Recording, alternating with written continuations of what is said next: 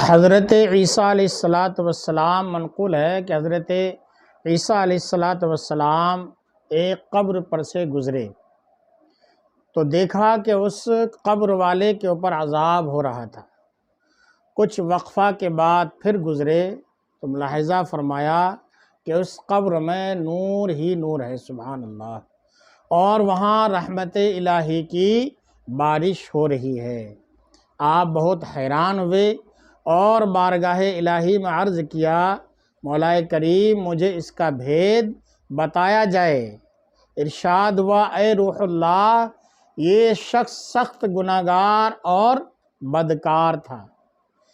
اس وجہ سے عذاب میں گرفتار تھا، لیکن اس نے اپنی بیوی حاملہ چھوڑی تھی،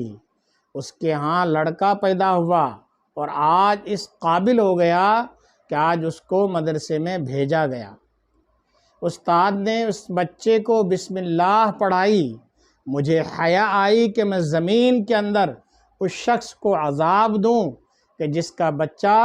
زمین میں میرا نام لے رہا ہے۔ سبحان اللہ، سبحان اللہ، ماشاء اللہ۔ میرے پیارو، دیکھو،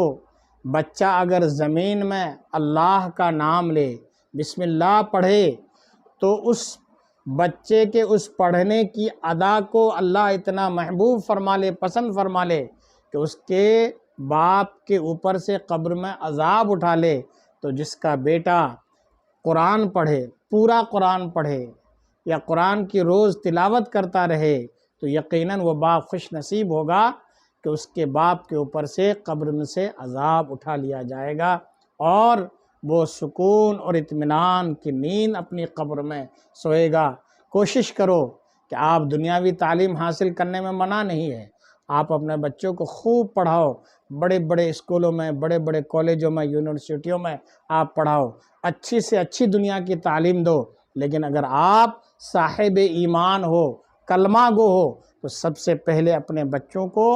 دین سکھاؤ، قرآن سکھاؤ، نماز سکھاؤ، اپنے مذہب کی تعلیم دو۔ یہ باتیں آپ نے، یہ حدیث آپ نے خود سنی، دوبارہ سنیے، تیبارہ سنیے، خوب سنیے، بار بار سنیے، اور اس ویڈیو کو لائک اور شیئر کرنے کے بعد اپنے یار دوستوں کو ثواب کی نیت سے سنائیے اور میرے چینل کو سبسکرائب بھی کیجیے۔